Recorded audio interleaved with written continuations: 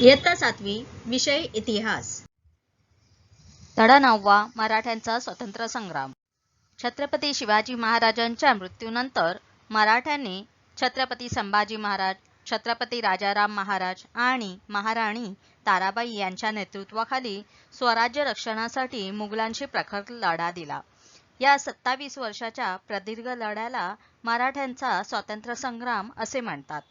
इसवी सन 1682 मध्ये तर खुद्द औरंगजेब बादशाह दक्षिणेत चालून आला, तरी देखील मुघलांबरोबरच्या या संग्रामात अनेक अडचणींवर मात करून मराठे विजयी झाले. हा स्वातंत्र्य संग्राम म्हणजे भारताच्या इतिहासातील एक रोमहर्षक व तेजस्वी कालखंड आहे. आपण या पाठात या स्वातंत्र्य संग्रामाचा अभ्यास करणार आहोत. येथील मराठा हा शब्द मराठी भाषा बोलणारे वा महाराष्ट्रीय लोक या अर्थाने आहे. करून पहा, मी संभाजीराजे बोलतो. भूमिका अभिनय करा. छत्रपती संभाजी महाराज. संभाजी महाराज हे छत्रपती शिवाजी महाराजांचे ज्येष्ठ पुत्र होत. त्यांचा जन्म 14 मे 1657 रोजी पुरंदर किल्ल्यावर झाला. शिवाजी महाराजांनंतर ते छत्रपती झाले. त्यावेळी मराठ्यांचा मुघलांशी संघर्ष चालू होता. अशा स्थितीत औरंगजेब बादशहाचा मुलगा शहाजादा अकबर याने पित्याविरुद्ध बंड केले. हे बंड बादशहाने मोडून काढले. मग अकबर दक्षिणेत संभाजी महाराजांच्या आश्रयाला आला. त्याचे पारिपत्य करण्यासाठी बादशाह स्वतः इसवी सन 1682 मध्ये दक्षिणेत आला. त्याच्याबरोबर अफाट सैन्य आणि प्रभावी तोफखाना होता. त्याने जंजिऱ्याच्या सिद्धीला मराठ्यांच्या विरुद्ध मोहीम हाती घेण्यास सांगितले.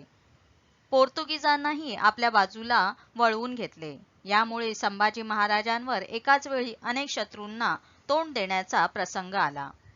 संभाजी महाराजांची कारकीर्द ही शिवाजी महाराजांच्या नंतर झालेल्या मराठ्यांच्या स्वातंत्र्य संग्रामाचे पहिले पर्व होय. महाराजांनी आपल्या कारकिर्दीतच त्यांना मुलकी राज्यकारभाराचे व लष्करी मोहिमांचे उत्कृष्ट शिक्षण दिले होते. वयाच्या 14व्या वर्षापासून ते राज्याचा कारभार व सैन्याचे अधिपत्य यात लक्ष घालू लागले होते. युवराज असतानाच त्याने मुघलांच्या व आदिलशहाच्या अनेक प्रदेशांवर स्वाऱ्या केल्या होत्या. त्यांच्या युद्ध कौशल्याचे वर्णन करताना त्या वेळच्या फ्रेंच प्रवासी ॲबे कॅरे म्हणतो, हा युवराज लहान असला तरी धैर्यशील आणि आपल्या पित्याच्या कीर्तीस साजेल असाच शूरवीर आहे. संभाजी महाराज छत्रपती झाल्यावर मराठ्यांचा मुघलांशी संघर्ष अधिकच तीव्र झाला. काबूलपासून कन्याकुमारीपर्यंत मुघलांचा एकछत्री अंमल निर्माण करण्याचा औरंगजेबचा उद्देश होता. आपल्या प्रचंड लष्करी व आर्थिक शक्तीने मराठ्यांचे राज्य साफ बुडवून टाकायचे असे त्याचे स्वप्न होते. पण संभाजी महाराजांनी आपल्या पराक्रमाने व युद्ध कौशल्याने त्याचे हे स्वप्न धुळीस मिळवले. त्यांच्या फौजेच्या तुकड्या अनेक मुघली प्रदेशात स्वाऱ्या करत होत्या. मराठ्यांचा नाशिक जवळचा रामसेजचा किल्ला तर बादशहाच्या सेनानींना दीर्घकाळ प्रयत्न करूनही घेता आला नाही. अशा प्रकारे संभाजी महाराजांच्या पराक्रमाने औरंगजेब जैरीस आला होता. त्यामुळे एकदा अत्यंत संतापाने त्याने आपल्या डोक्यावरचे पागोटे जमिनीवर आपटले व प्रतिज्ञा केली की या संभाजीचा पाडाव करीपर्यंत मी पुन्हा पागोटे घालणार नाही. संभाजी महाराजांनी औरंगजेबाला इतके हतबल करून टाकले होते.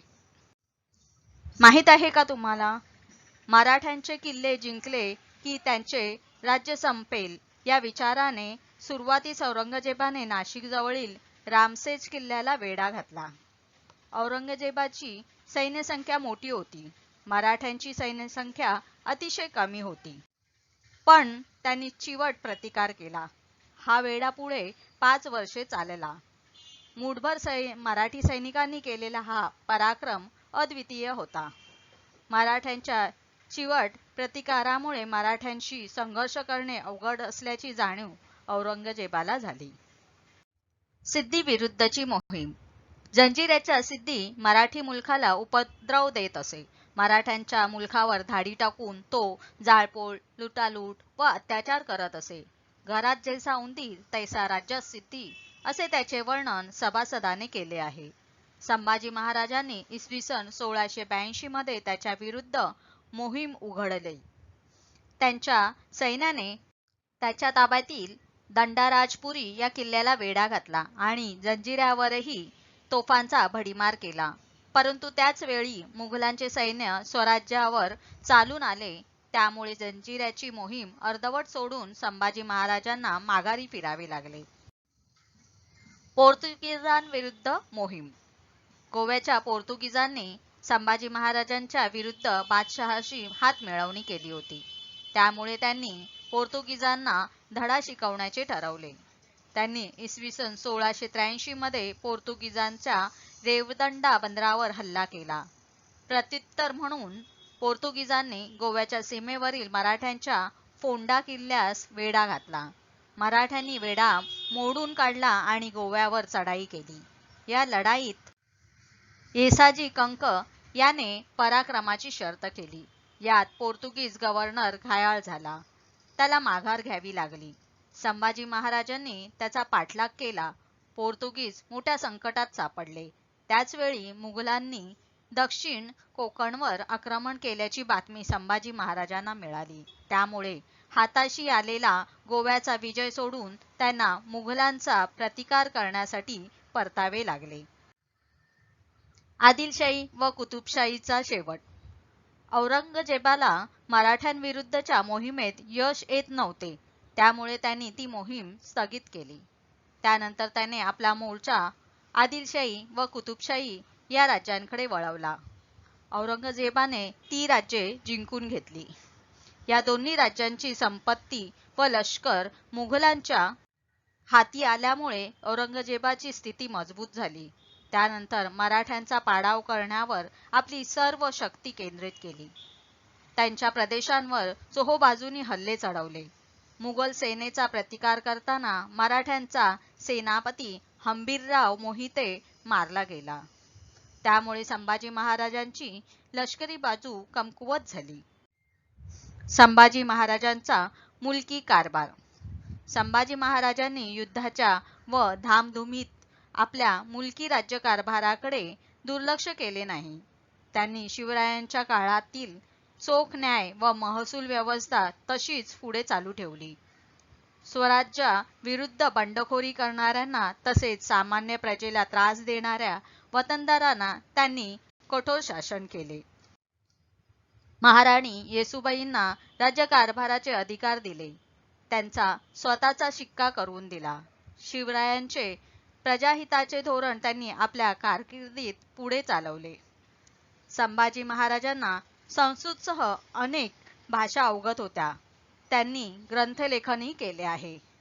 राजनीतीवरील प्राचीन भारतीय ग्रंथाचे अवलोकन करून त्याचे सार बुधभूषण या ग्रंथात मांडले. माहित आहे का तुम्हाला? संभाजी महाराजांनी बुधभूषण या ग्रंथाची रचना संस्कृत भाषेत केली. त्यातील दुसऱ्या अध्यायात राजनीतीची चर्चा आलेली आहे. त्यात राजाची लक्षणे, प्रधान, राजपुत्र यांचे शिक्षण व कार्य, राज्याचे सल्लागार, गड व गडावरील साहित्य, लष्कर, राजाची कर्तव्ये, हेर व्यवस्था इत्यादींविषयी माहिती दिलेली आहे. संभाजी महाराजांचा मृत्यू. औरंगजेब संभाजी महाराजांना नमवण्यासाठी प्रयत्नांची पराकाष्ठा करत होता. त्याने मुकर्रब खान याची नेमणूक कोल्हापूर प्रांतावर केली होती. महाराज कोकणातील संगमेश्वर येथे असल्याची बातमी मुकर्रब खानास कळली. तेव्हा त्याने छापा घालून संभाजी महाराजांना पकडले. बादशाह पुढे नेण्यात आल्यानंतर त्याच्यापुढे ते अतिशय बाणेदारपणे वागले. मग बादशहाच्या हुकुमाने 11 मार्च 1689 रोजी अत्यंत अमानुषपणे त्यांना ठार करण्यात आले. मराठ्यांचा हा छत्रपती स्वाभिमान न सोडता अत्यंत धीरोदत्तपणे मृत्यूला सामोरा गेला. त्याच्या बलिदानापासून प्रेरणा घेऊन मराठ्यांनी मुघलांविरुद्धचा संघर्ष अधिकच तीव्र केला. छत्रपती राजाराम महाराज. राजाराम महाराज हे छत्रपती शिवाजी महाराजांचे द्वितीय पुत्र होय. त्यांचा जन्म 24 फेब्रुवारी 1670 रोजी रायगडावर झाला. संभाजी महाराजांच्या मृत्यूनंतर ते छत्रपती झाले. आता मराठ्यांचे राज्य जिंकून घेण्याचे आपले स्वप्न साकार होणार असे औरंगजेबाला वाटू लागले. म्हणून त्याने रायगडाला वेढा घालण्यासाठी जुल्फिखानला पाठवले. त्यावेळी राजाराम महाराज व त्यांच्या पत्नी महाराणी ताराबाई तसेच संभाजी महाराजांच्या पत्नी येसूबाई व पुत्र शाहू हे रायगडावरच होते. या सर्वांनी एकाच ठिकाणी राहणे धोक्याचे होते. या प्रसंगी येसूबाईंनी या अभूतपूर्व संकटाला धैर्याने तोंड दिले. कोणत्याही परिस्थितीत मुघलांना शरण जायचे नाही असे ठरवून त्यांनी रायगडावर महत्त्वाचे राजनैतिक निर्णय घेतले. त्यानुसार राजाराम महाराजांनी रायगडाच्या वेढ्यातून बाहेर पडावे आणि आवश्यकता भासल्यास दूरवर जिंजीला जावे असे ठरले. तसेच महाराणी येसूबाई यांनी आपल्या नेतृत्वाखाली रायगड लढवावा असे धोरणही ठरवण्यात आले. येसूबाईंनी आपल्या मुलाला छत्रपती पदावर न बसवता राजाराम महाराजांना छत्रपती बनवण्याचा निर्णय घेतला. त्यांचा हा निर्णय हे स्वराज्य प्रेमाचे व पराकोटीच्या स्वार्थ त्यागाचे उदाहरण होय. त्यांनी स्वतःच्या व पुत्राच्या प्राणांची पर्वा न करता मराठ्यांच्या छत्रपतीस सुरक्षित ठेवले. चला शोधूया. भारताच्या नकाशात जिंजी हे ठिकाण शोधा. राजाराम महाराजांचे जिंजीला प्रयाण. 5 एप्रिल 1689 रोजी राजाराम महाराज आपल्या काही सहकाऱ्यांसह रायगडाच्या वेढ्यातून निसटले. त्यांनी दक्षिणेत जिंजीला जाण्याचा निर्णय घेतला. जिंजीचा किल्ला अभेद्य होता. हा किल्ला जिंकून घेणे मुघलांना सोपे नव्हते. प्रल्हाद निराजी, खंडो बल्लाळ, रूपाजी भोसले इत्यादी विश्वासू लोकांना बरोबर घेऊन राजाराम महाराज जिंजीला पोहोचले. मराठ्यांच्या हालचाली. मुघल सामर्थ्यापुढे रायगड दीर्घकाळ लढवणे कठीण होते. मुघलांनी नोव्हेंबर 1689 मध्ये रायगड ताब्यात घेतला आणि महाराणी येसूबाई व शाहू यांना कैद केले. जिंजीला जाताना राजाराम महाराजांनी मुघलांविरुद्धच्या संघर्षाची जबाबदारी रामचंद्र पंत अमात्य, शंकराजी नारायण सचिव, संताजी घोरपडे व धनाजी जाधव यांच्यावर सोपवली होती. मराठ्यांच्या दृष्टीने परिस्थिती आणीबाणीची होती. औरंगजेबाने मराठ्यांच्या सरदारांना वतने व जहागिरी देऊन आपल्या बाजूला वळवून घेतले होते. त्याला शह देण्यासाठी राजाराम महाराजांनी तेच तंत्र वापरले. मुघल प्रदेश जिंकल्यास त्या प्रदेशाची जहागिरी तो प्रदेश जिंकणाऱ्यास सरदारांस दिली जाईल असे आश्वासन देण्यात आले. छत्रपतीच्या या आश्वासनानंतर अनेक पराक्रमी सरदार पुढे आले. त्यांनी मुघल प्रदेशावर धडाक्याने आक्रमणाला सुरुवात केली. मुघल सेनानींना पराभूत केले. या पराक्रमात संताजी व धनाजी आघाडीवर होते. त्यांचे अनपेक्षित हल्ले व गनिमिकावा या युद्धतंत्रामुळे मुघलांना आपल्या प्रचंड साधनसामग्रीचा व अवजड तोफखान्याचा उपयोग करणे कठीण झाले. फारसे किल्ले, प्रदेश व खजिना ताब्यात नसताना मराठ्यांनी त्यांना सळो की पळो करून सोडले. एकदा तर संताजी घोरपडे व विठोजी चव्हाण यांनी बादशहाच्या छावणीवर अचानक हल्ला करून त्याच्या तंबूवरील सोन्याचा कळस कापून आणला होता. माहित आहे का तुम्हाला? धनाजीस मुघल सैनिक इतके भीत की गोडा पाणी पिताना बुजला तर ते त्याला विचारत, का रे, तुला पाण्यात धनाजी दिसतो का? जिंजीला वेढा. रायगड ताब्यात घेतल्यावर बादशहाने जुल्फिखानला दक्षिणेस जिंजीच्या स्वारीवर पाठवले. त्याने जिंजीला वेढा घातला. मराठ्यांनी जिंजीचा किल्ला जवळजवळ 8 वर्षे निकराने लढवला. संताजी व धनाजी यांनी वेढा घातलेल्या मुघल सेनेवर बाहेरून प्रखर हल्ले चढवले. अखेरीस राजाराम महाराज वेढ्यातून बाहेर पडून महाराष्ट्रात परतले. त्यानंतर जुल्फिखानाने जिंजीचा किल्ला जिंकून घेतला. राजाराम महाराज परत आल्यामुळे मराठ्यांचा जोर अधिकच वाढला. त्यांनी मुघलांच्या ताब्यातील खानदेश, वराड, बागलान या प्रदेशांवर हल्ले चढवले. राजाराम महाराजांनी आपल्या समंजस वृत्तीने आणि मुत्सद्दीगिरीने संताजी व धनाजी यांच्यासारखे शेकडो मराठा वीर तयार केले. त्यांच्यात स्वराज्य रक्षणाची प्रेरणा निर्माण करून मोलाची कामगिरी पार पाडली.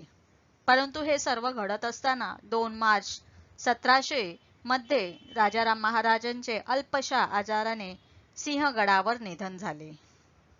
राजाराम महाराज विचारी आणि मनमिळावू स्वभावाचे होते. मराठी राज्यातील सर्व कर्तबगार माणसांना त्यांनी एकत्र आणले, त्यांची एकजूट केली व त्यांच्यात चैतन्य निर्माण केले. संभाजी महाराजांच्या मृत्यूनंतर 11 वर्षे त्यांनी औरंगजेबाला मोठ्या धैर्याने व चिकाटीने टक्कर दिली. अत्यंत कठीण समयी स्वराज्याचे संरक्षण ही राजाराम महाराजांची सर्वात मोठी कामगिरी होय. रियासतकार गो. स. सरदेसाई यांनी छत्रपती राजाराम यांचे वर्णन करताना स्थिर बुद्धी या विशेषणाचा उपयोग केला आहे.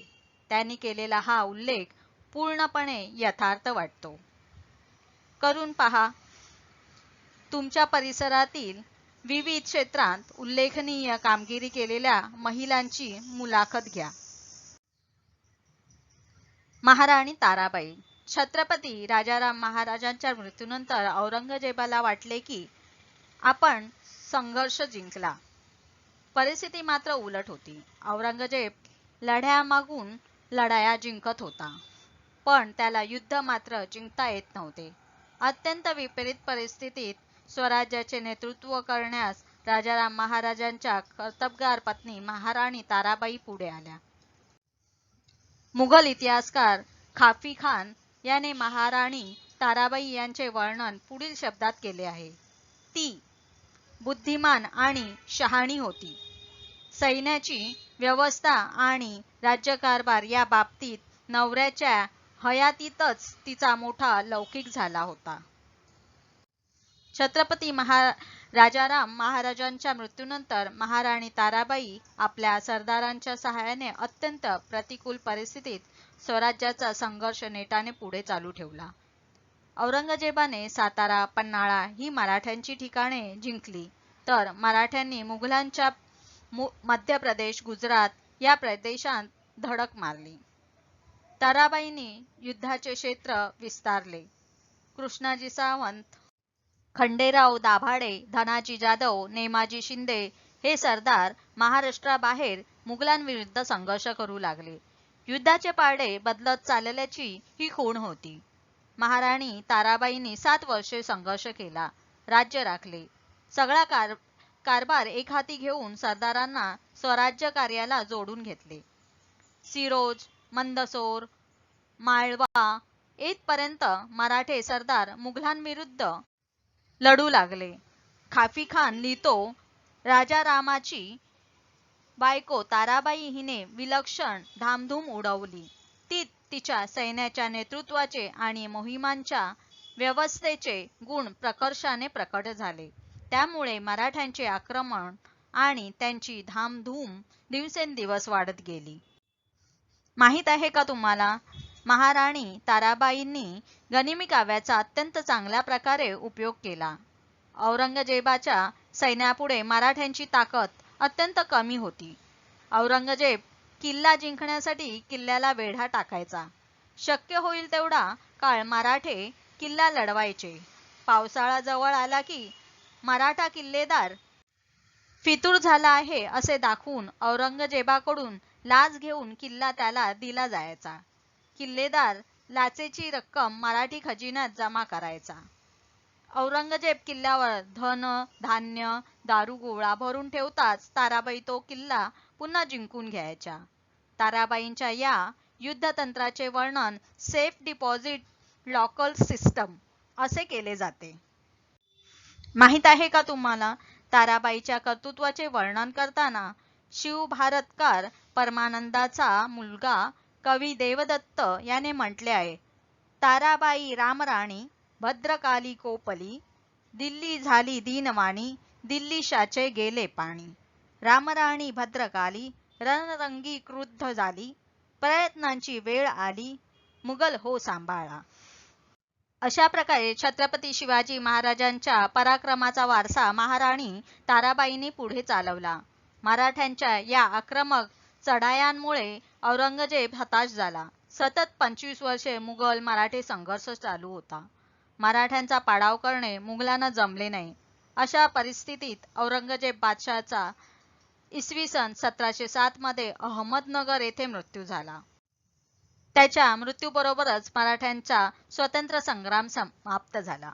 मराठ्यांचा हा स्वातंत्र्य संग्राम म्हणजे मुघल सत्ताधीशांशी बाळगलेली साम्राज्याची लालसा आणि मराठ्यांच्या मनातील स्वातंत्र्याची आकांक्षा यांच्यातील हा लढा होता.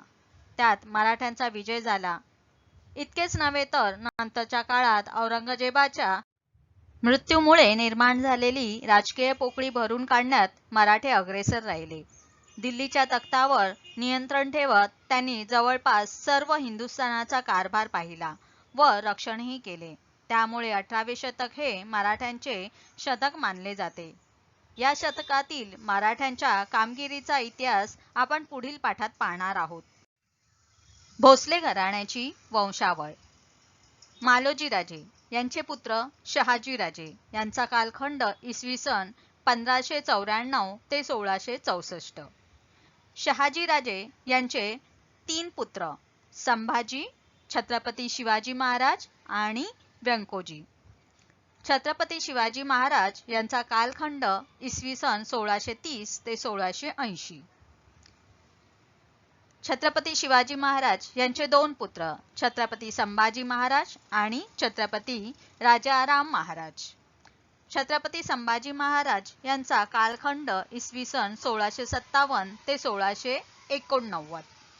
त्यांचा पुत्र छत्रपती शाहू महाराज याचा कालखंड इसवी सन 1682 ते 1749 आणि त्यांचे पुत्र छत्रपती रामराजा हे दत्तक पुत्र इसवी सन 1750 ते 1777 हा त्यांचा कालखंड. छत्रपती शिवाजी महाराजांचे दुसरे पुत्र छत्रपती राजाराम महाराज यांचा कालखंड 1670 ते 1700. त्यांच्या 2 पत्नी ताराबाई आणि राजसबाई. ताराबाई यांचा पुत्र छत्रपती शिवाजी तर राजसबाई यांचा पुत्र छत्रपती संभाजी. छत्रपती शिवाजी म्हणजे ताराबाईंचे पुत्र यांचा पुत्र रामराजा हा सातारा गादीकडे दत्तक दिलेले.